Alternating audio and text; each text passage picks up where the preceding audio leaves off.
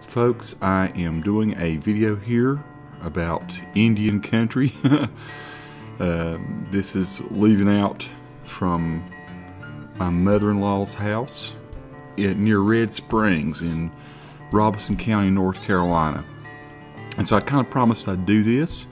This house on the left here is owned by a Tuscarora man. I think he's a doctor, maybe an optometrist.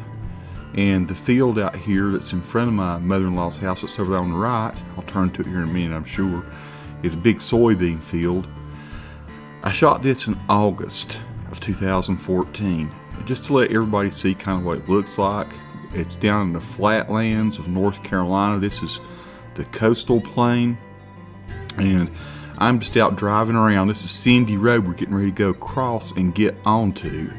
I was shooting with 3 GoPro Hero 3s. I believe the one in front is a Hero 3 Plus, and the other 2 are just standard Hero 3 Black editions. I shot in 48 frames per second, and just wanted to ride around out in the countryside and show you what it looks like. I tried to sort of balance the color. May have a little bit too much blue here on the right and a little bit too much yellow on the left. So forgive me for that. I tried to just monkeyed around a little bit with the color. The one out front is totally unaffected. So yeah, maybe a little bit different hue here left and right. Looks like we got corn over on the right and soybeans on the left. They were growing a lot of at that time of the year. And I mean, man, humongous fields everywhere you go of corn, soybeans in particular, and sweet potatoes. So we're kind of seeing just some little typical neighborhoods over here, working class folks. And then, like I say, it's all a whole lot of agriculture. There are beautiful homes too. See that one off in the distance? Just wait till you see some of these farmhouses later on. And you know, Robeson County is considered economically one of the most challenged counties in North Carolina. But when you ride around, it is a very impressive mix of just very nice, neat homes. Now there are, you know, a lot of trailer parks and stuff, and you know, it's just working class folks.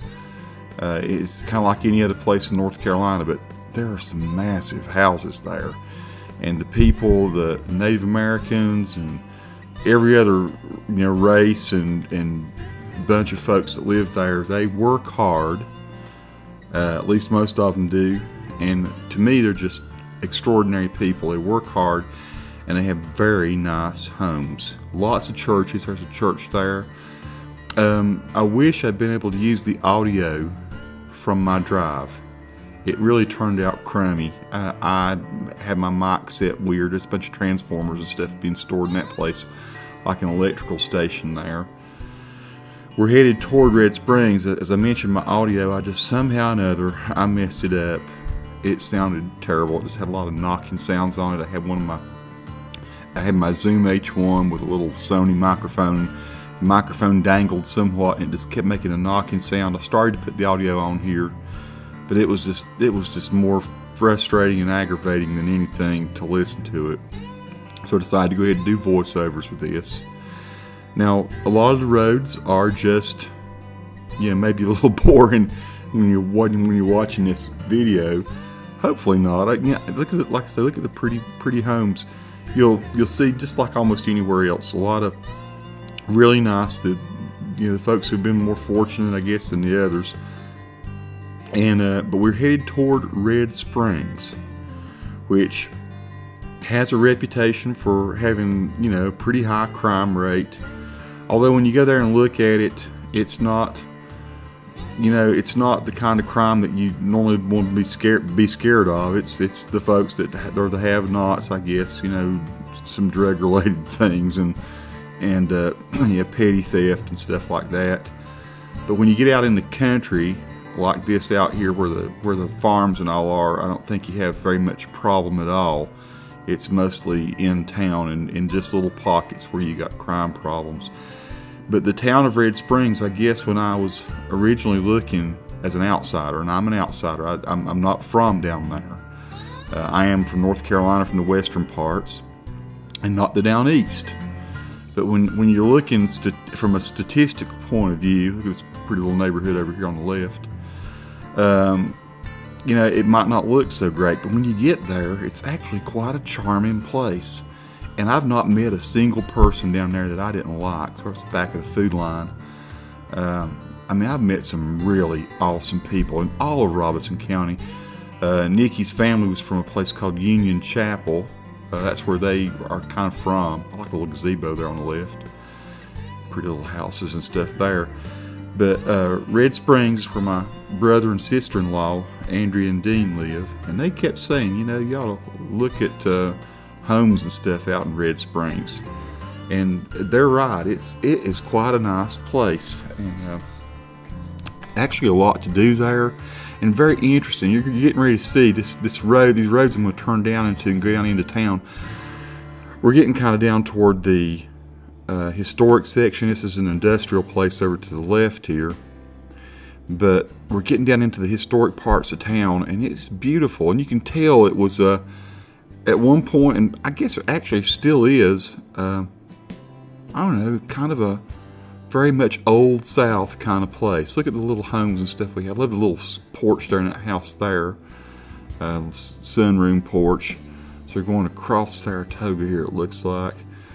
And when you get into you can tell it's the kind of town where there's a lot of old South money. Because they're almost like stately homes here in some parts of the town. We're still in the kind of normal section. And all I was doing here this day was just wandering around, you know, just going wherever my nose led me. And so I think I turned right here on this road. We're at McMillan. I can't remember what the name of this other road is that's going in front of me. But I head down toward this place called Flora McDonald Academy. And that's what that thing is. And we'll turn it right there in front of us, that brick building in front of the white car. I'm just going left and right here. Folks, I know maybe this is aggravating to you to see me going just left, right, but I just want you to see the houses and get a feel for what really the neighborhoods and all were. But so I'm on Peachtree Street's what I am, okay, and going across East 3rd. But that brick building there in front looks like some sort of it looks like a plant, like a manufacturing place or something. But wait till you see the front of it, it actually is a school. See the cupola of the dome on top? I love this blue house here. I think that one's for sale, or I believe it was for sale. But the cupola on top of this building said, what in the heck is this? And so my sister-in-law, Andrea, told me about it. It's sort of a charter school, I think. I'm not sure if it's for boys and girls, or just girls, or maybe at one point it was just for girls, or I'm not. I'll try to find out. Flora McDonald Academy. It's very old, but Andrea says it's very exclusive and nice. And a lot of people go there and they walk in the park at Flora McDonald. So I'm going to make the turn here into Flora McDonald Academy. And this was quite a surprise. I mean, the grounds are very pretty. You can see it's very old South sort of educational facility. And I just thought it was again, a very pretty, kind of unexpected place to find in what you would consider one of the, like one of the have-not counties, the way people talk. But there's just a whole lot of this kind of stuff. Really pretty places, pretty grounds, pretty buildings. I'd love to go inside this and see what it looks like in there. See some folks walking down into the park. Andrew says it's a great place to go and walk. Take your kids, like on a stroller or something. Maybe even go picnic around there. And I gather that this might be the gymnasium here on the right with the white steps going up into it. Maybe I'm wrong. There's the tennis courts. And what you'll see here, it's going to be a little bit of just silliness. You'll say, well, Tony, what are you doing here? Why are you turning around? Well, I thought, well, where's this place out the back of this parking lot go? I don't know where it goes. There's soccer fields and all there in front. So I just turned around here. I said, okay, well, I'll go out the way I came in. And another look at the soccer fields. And then I realized I was going a one-way direction. So you see those arrows there? It says one way. I said, oh, crap, wait a minute. I'm trying to go out the end way.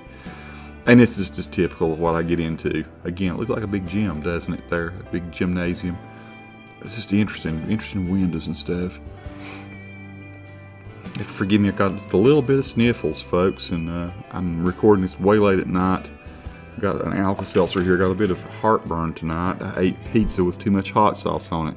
This building here on the right, I don't know what if it's used for storage or something now. I wondered if it might have been an old dormitory or something at some point. Now it looks like they got a lot of lumber and stuff in it.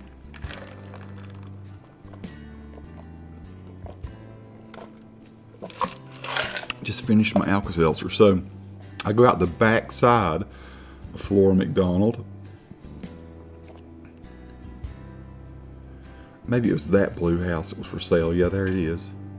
My wife Nikki and I had actually looked at this, just looking to see what houses and all would sell for, and it looked like a really nice house when I looked at it online on Zillow.